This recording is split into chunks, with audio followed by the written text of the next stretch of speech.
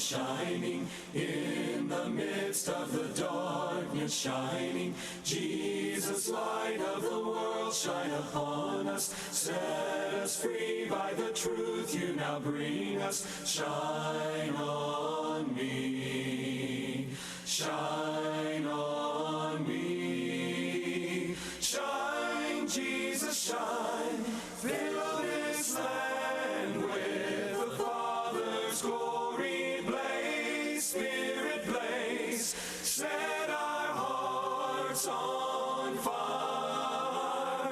Flow, river, flow, flood the nations with grace and mercy. Send forth your word, Lord, and let there be light.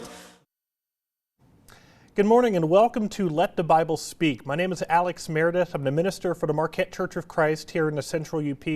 Thank you so much for joining me on the program today. I want to start today by telling you about a story. This was the story of the Battle of Barking Creek back on September 6, 1939. So this took place in the country of England. Remember, 1939, this is just after the start of World War II.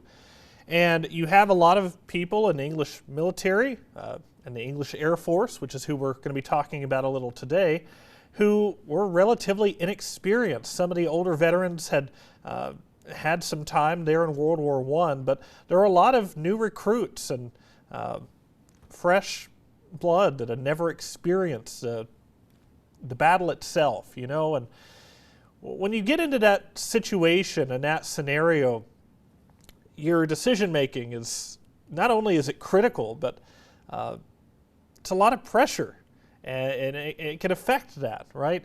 So the whole Battle of Barking Creek is really about decision making. And what you have is the Royal Air Force had a radar station in Essex, just off the coast there, or just on the coast rather. And at some point, this radar station on September 6th had picked up two aircraft that they couldn't identify there off the coast. Now, they didn't know who these were. There was no way to tell exactly who these were, but they were pretty sure they weren't their own, and so they sort of made the assumption that these were probably German fighters or German bombers of some sort. So they sent out the 56th Squadron to go and intercept them. So 14 relatively new pilots, RAF pilots, go up to intercept these two supposedly German bombers. And as they're looking for them, they look behind them and they see two aircraft. Now, unbeknownst to them, two RAF officers, for some reason without notifying the 56th Squadron, had decided to take off a couple of aircraft of their own, a couple of Hawker Hurricanes, which are English aircraft, and they decided to follow and to see if they could help out in some way or anything. And so these 14 RAF pilots had no idea who these people were. They made the assumption because, you know, they probably hadn't seen a German aircraft before, or at least not much. So they made the assumption that these were probably German Luftwaffe. So they turn around and they begin firing upon these two aircraft. The two aircraft began evasive maneuvers, but wasn't enough, and the two aircraft were shot down. One of the pilots was able to eject, but the other pilot didn't make it. And so you have one of the most infamous and really tragic friendly fire incidents very early on into World War II.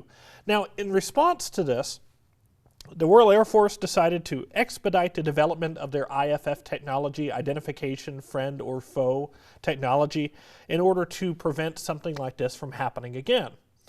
You know, a lot of really hard decisions, and one of the biggest decisions, especially in war, is who are you fighting against? Are you able to correctly identify the enemy? Because if you're not able to do that, if you don't know the difference between an ally and an enemy, a friend or a foe, it can be potentially tragic. So we've been, for the last few weeks here, talking about the life of Jacob. We've been looking at these lessons about trust and about faith, about the struggles with trust and faith that Jacob had throughout his life, and for different reasons. A couple of weeks ago, we looked at Genesis chapters 25 through 27 and talked about trusting God when he really didn't have any reason not to, trusting God when it's easy.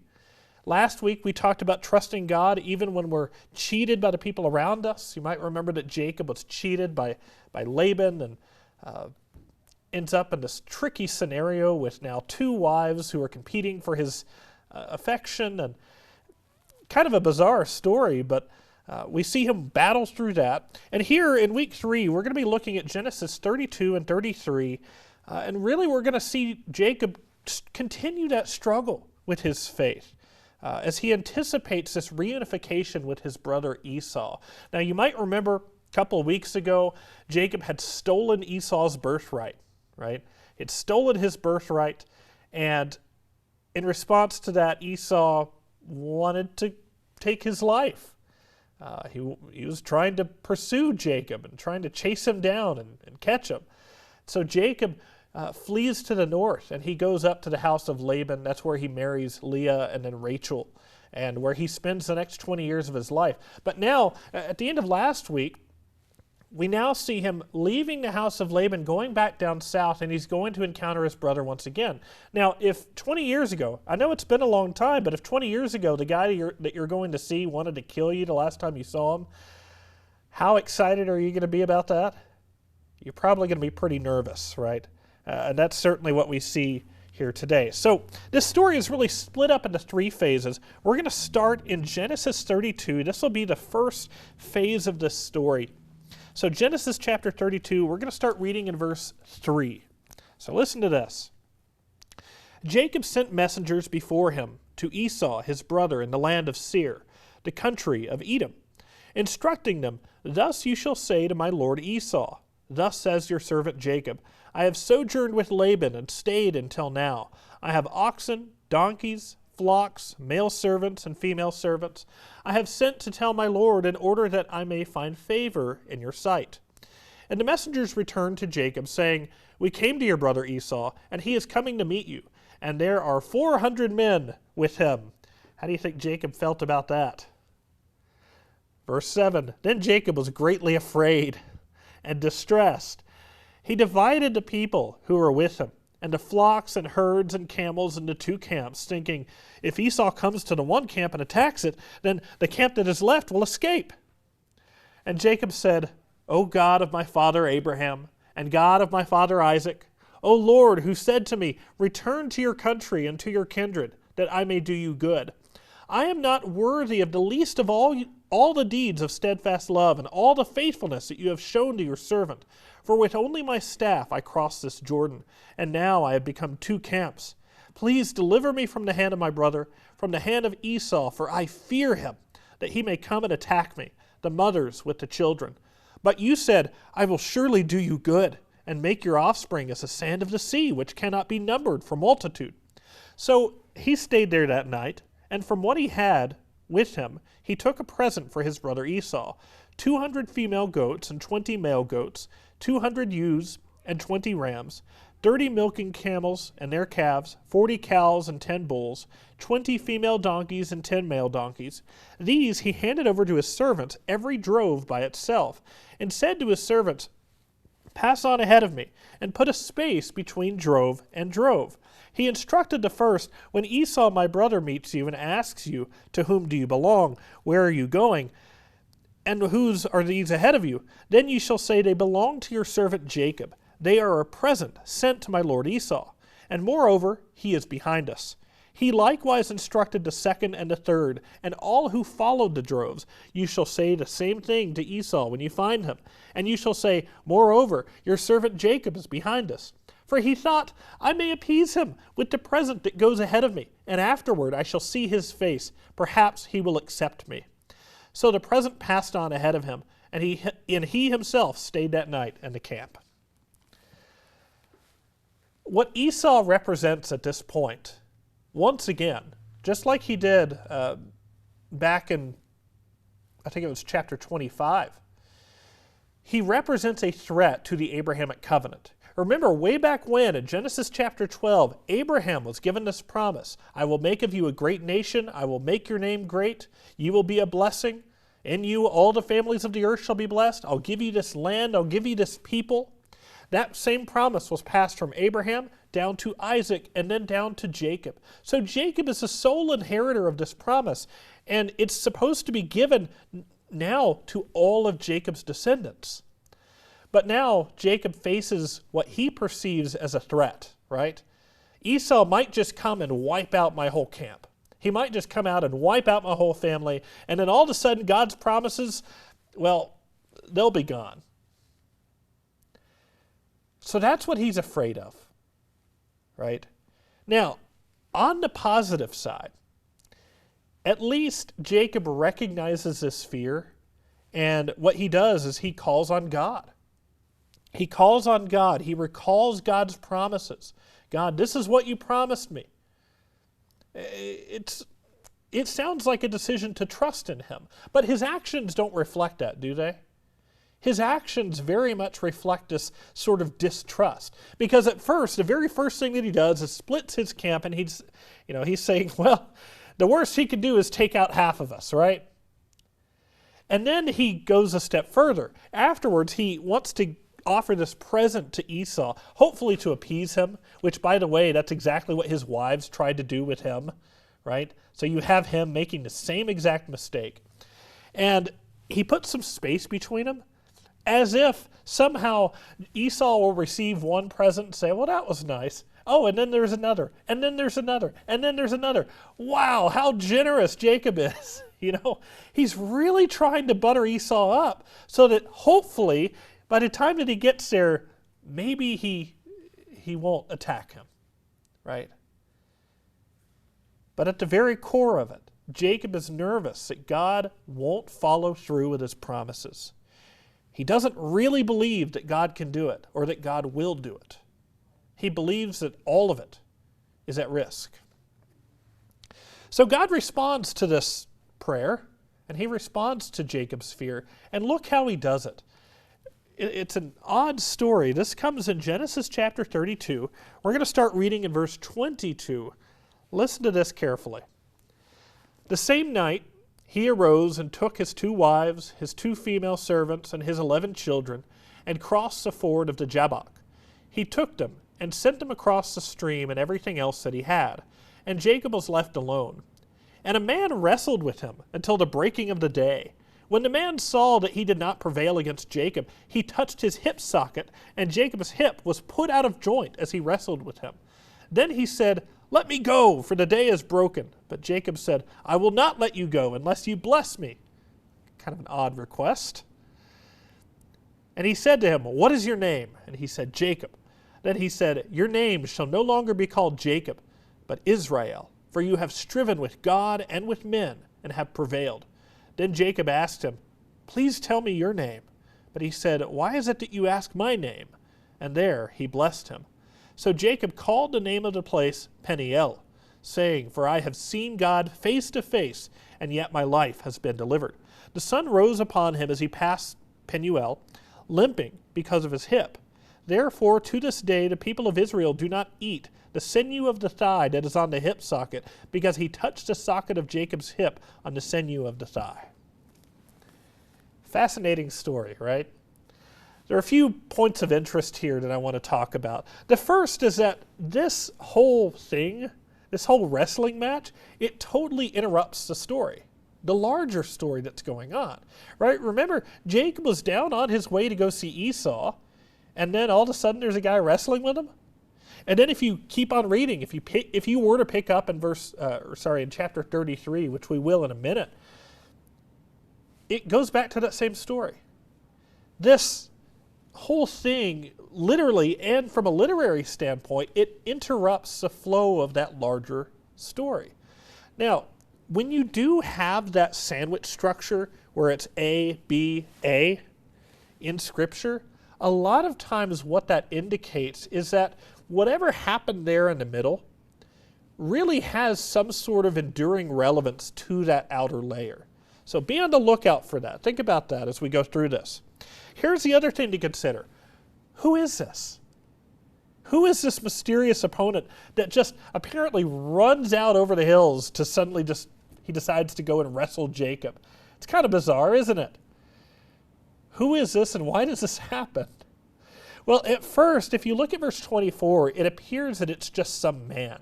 It says, and a man came and wrestled with Jacob, right? But what Jacob discovers is that it's not just a man.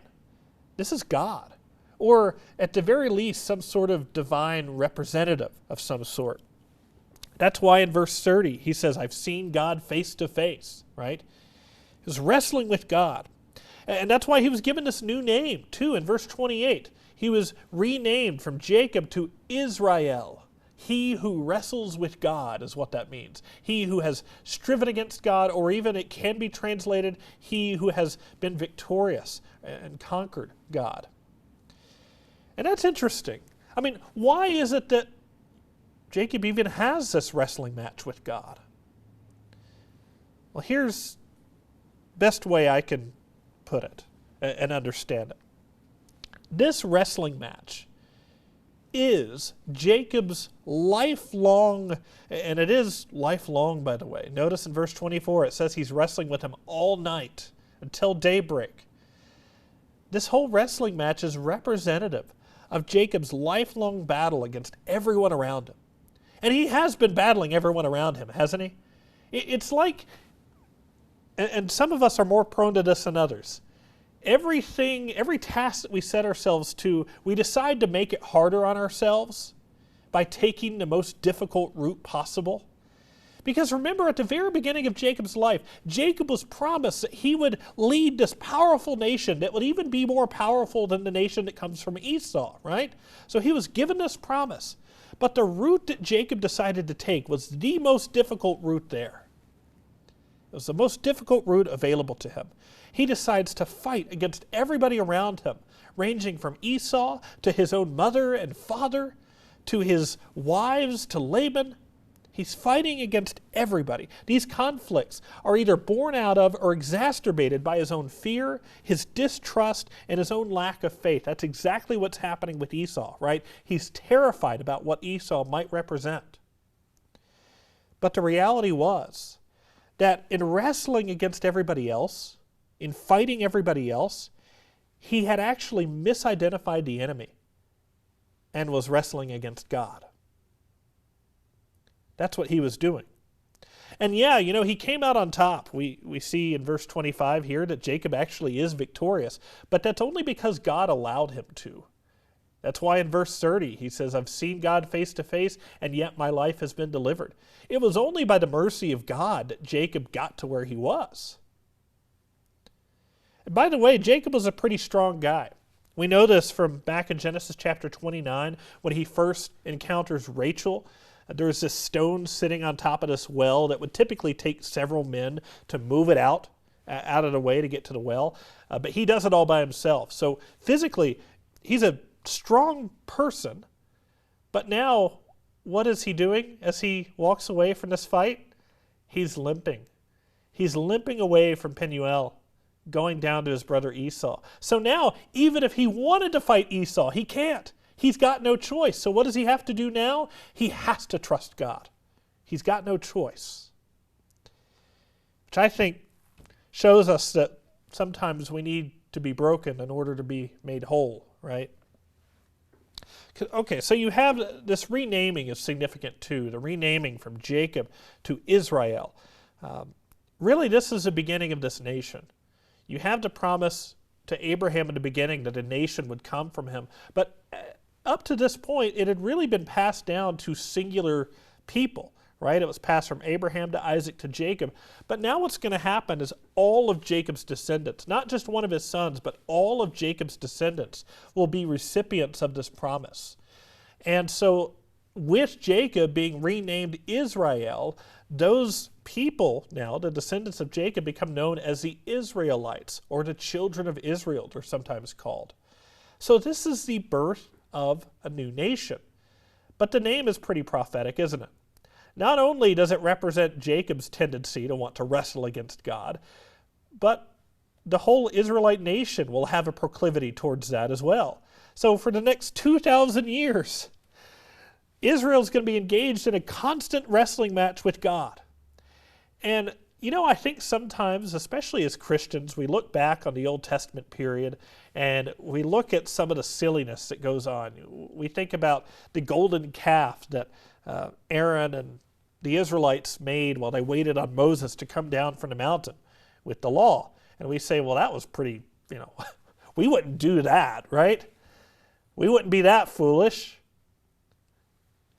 Aren't we engaged in the exact same wrestling match?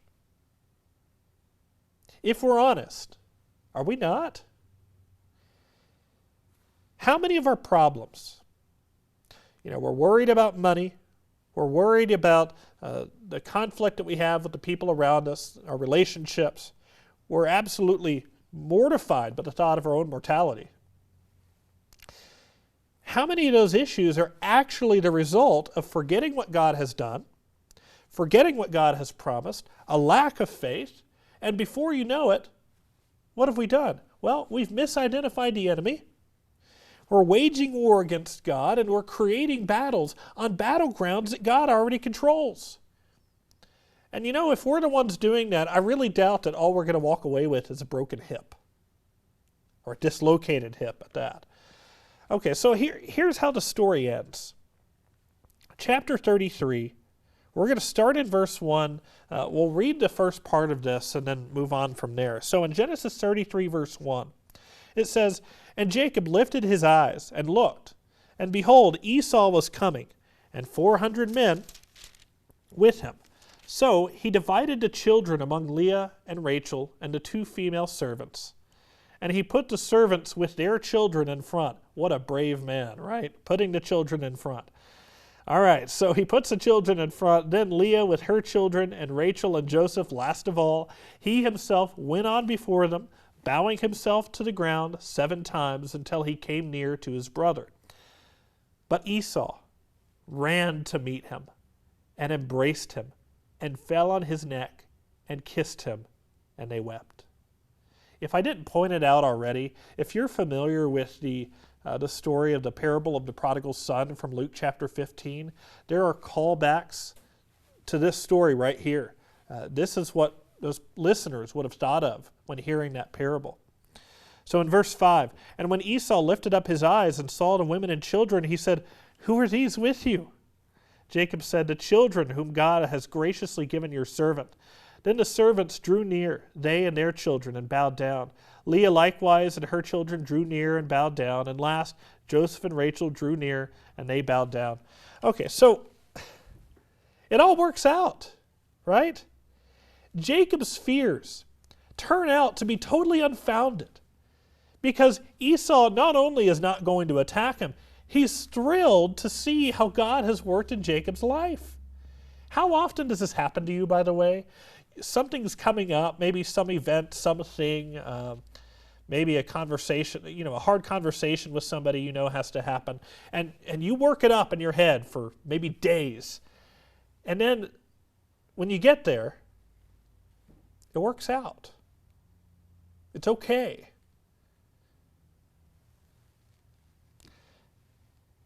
God was in control the whole time. And he wasn't going to let Esau or anything else get in the way of fulfilling his promises to Jacob. There are a lot of lessons here in this story, but there are really 2, and I hesitate to say 2 because really they're interconnected. But there are 2 lessons that I'll share with you as we start to wrap up here. The first lesson is this: nothing, short of you abandoning your faith, nothing can get in the way of God fulfilling his promises to you. We see this verse in Romans chapter 8, verse 38. "For I am sure that neither death nor life, nor angels nor rulers, nor things present nor things to come, nor powers, nor height nor depth, nor anything else in all creation will be able to separate us from the love of God in Christ Jesus our Lord." I think it was a couple of weeks ago now that the doomsday clock, are you familiar with that? It's this clock that they have. I don't even recall where it is, frankly, but it's this clock that's supposed to resemble how close we are to the end of humanity. And they decided they were going to advance it a little bit. We're a little bit closer to midnight, which is supposed to symbolize, we're getting close to the end here, folks. So they decided to advance the clock, and it's sort of a subjective decision, but there's a lot of panic. And you might even say that there's reason to panic. You look at what's going on in the East, whether it's with Ukraine or with Israel or anything else, there are a lot of reasons that people are panicked right now. And I think it's important to remember that there's no clock, there's no bomb, there's no war that can stop Jesus from coming back. And what this passage does, and I think the whole story of Jacob really helps us do, is take a step back from these problems that at first seem gigantic to us because we're so close to it, right? But if we take a step back, we realize these are things that God can handle, right? And that leads us to the second lesson, which is make sure if you do engage in a wrestling match, if you do decide to fight against something, make sure you are correctly identifying the enemy. So in Ephesians chapter 6, verse 12, it says, "For we do not wrestle against flesh and blood, but against the rulers, against the authorities, against the cosmic powers over this present darkness, against the spiritual forces of evil in the heavenly places." Your battle is not against the people around you. It's not against your circumstances, and it's certainly not against God. It's against evil, right? A battle that we know that God will ultimately win, but maybe on an individual level we need to fight. Until Jesus returns, we're going to have to fight that battle. But we definitely need to make sure we know who our battle isn't against. It's not against each other. It's not against our circumstances. And it's not against God. So you look at this whole thing overall, and I suppose the big takeaway is stop fighting God. Give God control over the things that you're afraid of. If you don't know where to start with that, prayer is a great place to start with that. Surrender to Him the things that you are concerned about. And don't try to fight the battles that God has already won for you. One last passage I want to share with you. This is from Exodus chapter 14, verse 14. God expresses to Moses, "The Lord will fight for you, and you have only to be silent." I think a lot of times the prescription that a lot of people need to hear is to take action, because I think a lot of times we're prone to laziness more than anything.